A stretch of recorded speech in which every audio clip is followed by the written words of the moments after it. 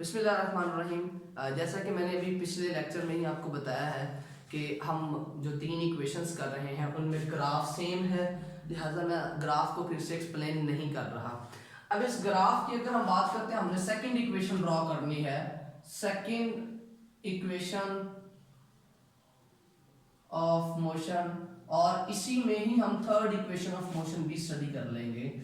और यहाँ पर मैं सेपरेट ड्रॉ करता हूँ थर्ड इक्वेशन ऑफ मोशन। हम थोड़ा सा कंजूसी के साथ बोर्ड को इस्तेमाल कर लेते हैं जी। ओके, मैं बहुत समराइज करके चीज़ों को बता रहा हूँ, आप लोगों को इंशाल्लाह इसमें आसानी भी होगी याद रखने में भी।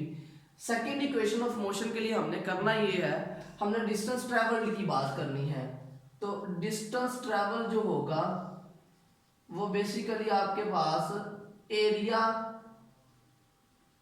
अंडर ग्राफ होगा। हमारे पास जो टोटल बॉडी ने डिस्टेंस ट्रेवल किया है वो इस लाइन के नीचे जो एरिया होगा ना, वो सारा का सारा एरिया हमें बताएगा जी बॉडी ने इस वक्त कितना डिस्टेंस ट्रेवल किया है। इसका मतलब अगर हम डिस्टेंस को एस से रिप्रेजेंट करें तो ये आपके पास आ जाता है area of O A B C D. ये shape O A B C D, ये रैंडमली जो भी शेप बनती है वो आपको एरिया बताएगा। अब एरिया बेसिकली तो कोई रेगुलर पैटर्न नहीं है। मैंने अभी आपको बताया भी था कि इसमें दो रेगुलर चीजें बनती हैं, एक रेक्टेंगल बनती है, रेक्टेंगल प्लस ट्रायंगल। अब रेक्टेंगल कौन सी है जी, ओ ए सी डी, और ट्रायंगल कौन सी है, ए बी एंड सी। हमारे पास जो एरिया था वो एरिया दो रेगुलर पैटर्न्स में कन्वर्ट किया है। रेगुलर कौन कौन सी शेप है, एक रेक्टेंगल बनी है और सेकंड हमारे पास ट्रायंगल बनी है। अच्छा जी, रेक्टेंगल की बात करते हैं।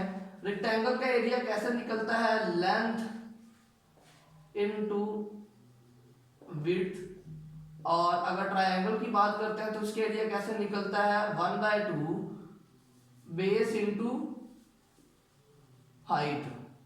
अगर आपने रेक्टेंगल के एरिया निकालना हो तो लेंथ को विड्थ से मल्टीप्लाई करते हैं, ट्रायंगल के एरिया निकालना हो तो 1/2 बेस इनटू हाइट। ओके जी, यहां पर हम बात करते हैं लेंथ इसमें कौन सी आ जाती है, ये आपकी लेंथ है, दिस इज वी आई। अब आपके पास वी आई, या चले हम पहले लिख लेते हैं, ओ ए is the length and O D is the width. O a rectangle की लेंथ है, ये उसकी विड्थ है, प्लस 1/2। अब आपके पास इस ट्रायंगल की बेस, ये ट्रायंगल है उसकी बेस आपके पास ए सी है, और हाइट इसकी कितनी है ट्रायंगल की, बी सी इसकी हाइट है। तो हमने सिंपली उसकी वैल्यूज पुट की हैं। ट्रायंगल की हाइट आपके पास ये सारी नहीं बनती, ट्रायंगल का ओरिजिन ये है, तो यहां से बी सी उसकी हाइट होगी। अच्छा जी, ओ ए की बात करते हैं। ओ ए आपके पास वी आई के बराबर है, D is time, this is 1/2।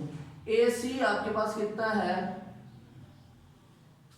ए सी हमारे पास टाइम के बराबर है, और बी सी की वैल्यू हमने अभी निकाली थी पिछली बार भी, ए टी के बराबर आती है। तो यहां पर वैल्यू सब्स्टिट्यूट कर दी, तो यहां पर रिजल्ट क्या बचेगा, B I T plus 1/2 A T का square, this is distance travelled. तो हमने सिंपली जो है वो area under the graph major किया और उसे दो रेगुलर पैटर्न्स में कन्वर्ट करके वैल्यू बताई। तो यहाँ से हमें जो डिस्टेंस की वैल्यू मिली है वो V I T, initial velocity को टाइम से मल्टीप्लाई करना है, प्लस 1/2 ए टी स्क्वायर। जब आप डायमेंशन एनालिसिस करेंगे it will be dimensionally correct equation. तो यहीं पर हम थर्ड इक्वेशन स्टार्ट करते हैं। मैंने चूंकि लेक्चर के स्टार्ट में ही कहा था कि हम सेकंड और थर्ड को इकट्ठा कर देंगे, इसके लिए मैं 3 लाइंस बना लेता हूं। अगेन थर्ड इक्वेशन को स्टार्ट करने का तरीका भी यही है, आपने डिस्टेंस ट्रेवल फाइंड करना है। तो डिस्टेंस ट्रेवल जो होगा टोटल एरिया अंडर ग्राफ होगा। लेकिन अब यहां पर एरिया फाइंड करने का तरीका थोड़ा सा हम डिफरेंट लेंगे। हम क्या करते हैं, शेप को दो हिस्सों में डिवाइड नहीं करते, हम करते ये है कि आपके पास दो डिफरेंट लेंथ हैं, एक लेंथ ओ ए है, दूसरी लेंथ है बी सी बी डी, ओ ए और बी डी। अगर आप इन दो लेंथ की एवरेज लें और उसको विड्थ से मल्टीप्लाई कर दें तो हमारे पास एक रेगुलर शेप बन जाती है। अगर इसकी एवरेज लें तो यहाँ पर ये टर्म्स कुछ इस तरह से बनेगी। अब ये वैनिश आउट हो गई है, मतलब कहने का ये है ये दो डिफरेंट क्वांटिटीज हैं, इनको सेम करना है। सेम करने से क्या होगा, फिर वो सारा का सारा एक रेक्टेंगल बन जाएगा। तो उसको चेंज सेम बनाने के लिए हम क्या करते हैं, ओ A plus B D divide by 2। ये मेरे पास एक लेंथ बनी है। एक लेंथ किस तरह से बनी है, बड़ी क्लियर सी बात है जी। एक लेंथ मेरे पास बनी है कि मैंने इन दो को सेम बना दिया। इस ओ ए को और बी डी की जब एवरेज लेंगे, एवरेज लेने से क्या होता है, एक अगर 5 है और दूसरी आपके पास 15 है, इन दोनों को जमा करके 2 पे डिवाइड करें तो दोनों की वैल्यू 10 आ जाएगी। तो ये सिंपली हमने क्या किया है, एवरेज ले ली है। अब लेंथ तो आपके पास बन गई, इसको मैंने विड्थ से मल्टीप्लाई करना है ओ डी। तो ओ डी से जब मल्टीप्लाई किया तो मेरे पास क्या बनेगी, एक रेक्टेंगल, और उस रेक्टेंगल का मैंने एरिया फाइंड आउट कर लिया है। अच्छा जी, अब आपके पास क्या आ जाएगा, S is equal to the, ये 2 इधर मल्टीप्लाई करवा देते हैं, 2S is equal to O A plus B D into O D. अब इसको हमने सिंप्लीफाई करना है। सिंप्लीफाई करने से पहले यहां पर एक छोटी सी ट्रिक है जो आपको याद रखनी पड़ेगी। अगर आप उस ट्रिक को याद रख लेंगे तो ये इक्वेशन आपके लिए आसान होगी। हमने करना क्या है, हमने मल्टीप्लाई करना है दोनों साइड पे, both side by slope of line. चूंकि हमने स्लोप को खत्म किया है ना, बेसिकली हम स्लोप का इफेक्ट जीरो नहीं करना चाह रहे, हम उसी इक्वेशन में क्या करते हैं, लाइन की स्लोप से भी मल्टीप्लाई कर देते हैं ताकि जिस पैटर्न पे हमारी मोशन हो रही थी बॉडी की वो कंटिन्यू रहे। तो आपने स्लोप से मल्टीप्लाई किया 2s, और स्लोप की वैल्यू आपने कहा था कि वो आ जाती है BC ओवर लाइन की स्लोप है तो OD आ जाएगी into that is equal to the OA plus BD, और यहां पर आ जाएगा OD multiplied by BC over OD।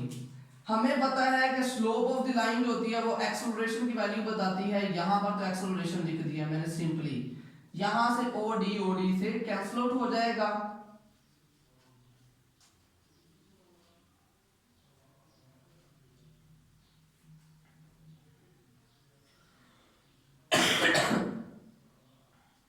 जी, तो सिंपली मेरे पास एक वैल्यू बन गई है, इसको मैंने रीअरेंज किया 2AS से, और अब मेरे पास बात आ जाती है BF की, BC की।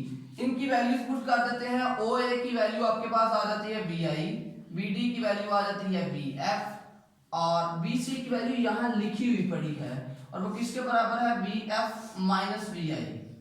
और अगर आप इसको अरेंज करके लिखिए BF प्लस BI, और इधर आ जाएगी VF minus VI, this is 2AS।